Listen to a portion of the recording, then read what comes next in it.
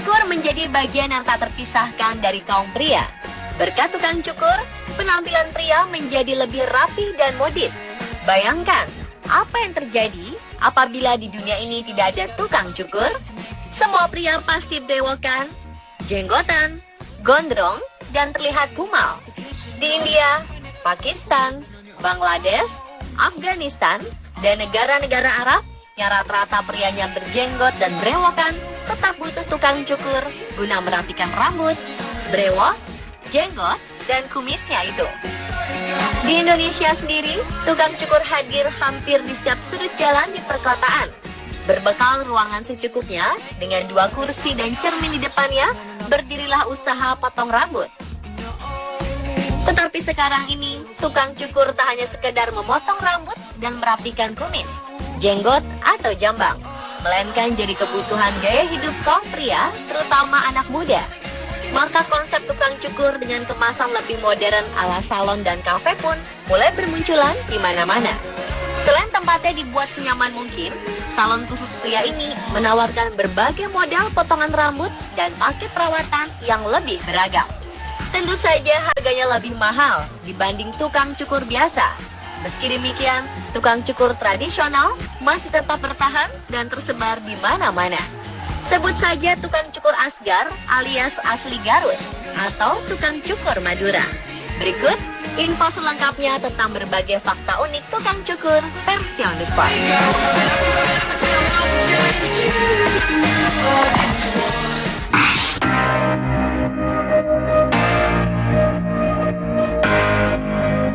Hal pertama yang sering membuat kita bertanya-tanya tentang tukang cukur di Indonesia adalah mengapa kebanyakan tukang cukur di Indonesia berasal dari Garut dan Madura? Seperti misalnya di Jakarta dan Bandung, banyak tukang cukur yang menyematkan nama Asgar yang merupakan singkatan dari asli Garut.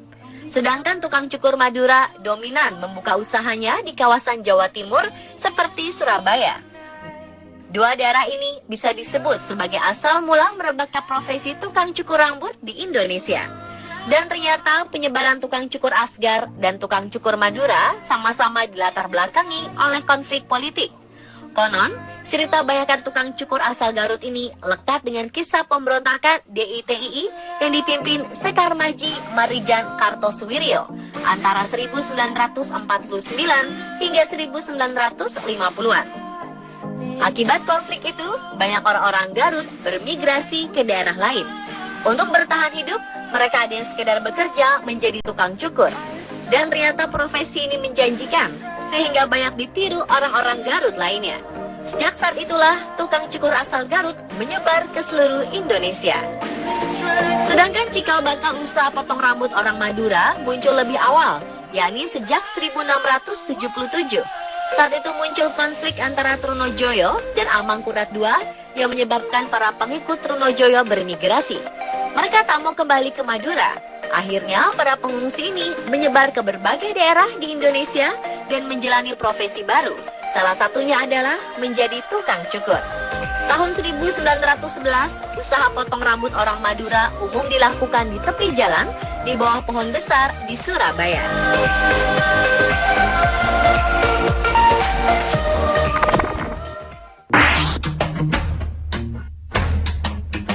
We are invincible. Berikutnya adalah fakta unik tentang poster wajib di tukang cukur yang berisi gambar berbagai model rambut dengan judul Tops Collection. Dari dulu hingga kini, poster ini seolah menjadi salah satu standar yang harus ada di tempat pangkas rambut skala kecil.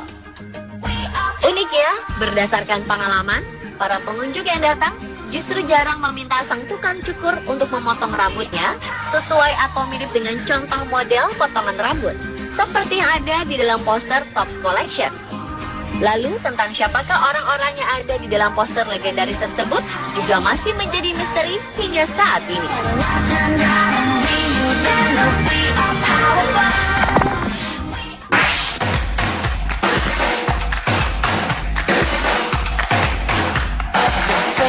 Jauh sebelum berjamurnya barbershop, tukang cukur zaman dulu kerap melakukan aksinya di bawah pohon rindang. Orang kemudian menyingkatnya menjadi DPR. Hal ini tak lepas dari sejarah para tukang cukur yang kebanyakan merupakan perantau dari daerah Garut atau Madura. Di daerah baru, mereka datang tanpa membawa sokongan ekonomi. Segelintir dari mereka mencoba peruntungan membuka usaha cukur rambut di bawah pohon lantaran modal yang diperlukan tidak banyak.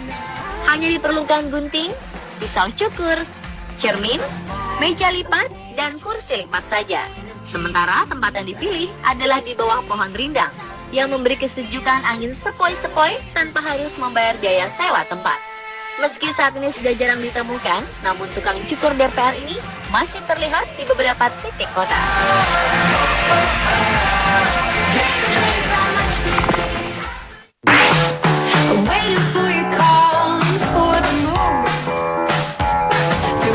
Tukang cukur bisa dikatakan sebagai profesi yang dibutuhkan oleh hampir semua pria, mulai dari orang biasa hingga kalangan pejabat, sekelas presiden sekalipun.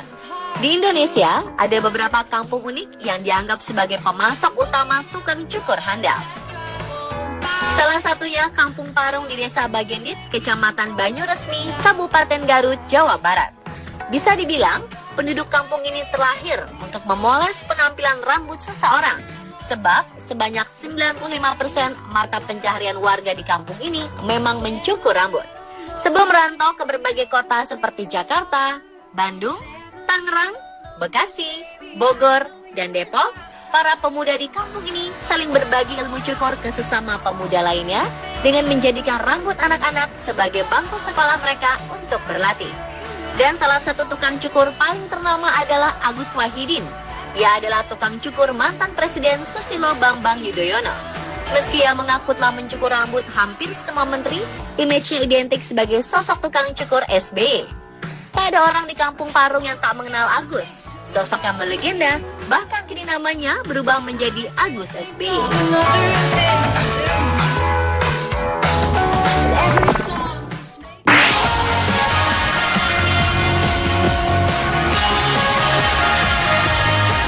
Bila di Jawa dan Madura ada tukang cukur Garut dan Madura, di kawasan paling barat Indonesia, yakni Aceh, ada satu kawasan tempat orang bercukur alias barbershop bernama Tengku Muhammad Daud Syah di wilayah Pinonayong, Banda Aceh. Bila di tempat lain biasanya kita melihat satu tempat cukur memiliki jarak cukup jauh dengan tukang cukur lainnya, maka di sini tukang cukurnya banyak dan berjajar rapi sepanjang jalan. Tidak diketahui secara pasti mengapa banyak tukang cukur seperti ini di Aceh. Apakah warga Aceh tidak boleh berambut gondrong dan hobi memangkas rambut? Atau memang sengaja tukang cukurnya dibuat menjadi satu kawasan agar memudahkan orang yang ingin bercukur rambut? Di hari-hari biasa, kawasan tukang cukur ini memang tidak terlalu ramai. Namun di momen-momen tertentu, seperti menjelang Ramadan dan Lebaran, jumlah pengunjung yang ingin dicukur bisa berkali-kali lipat di hari biasa. Biaya cukur di sini rata-rata sekitar Rp20.000 untuk dewasa, Rp15.000 untuk remaja, dan Rp10.000 untuk anak-anak. Ada juga tukang cukur yang bisa dipanggil ke rumah dengan tarif yang dipatok 2 kali lipat.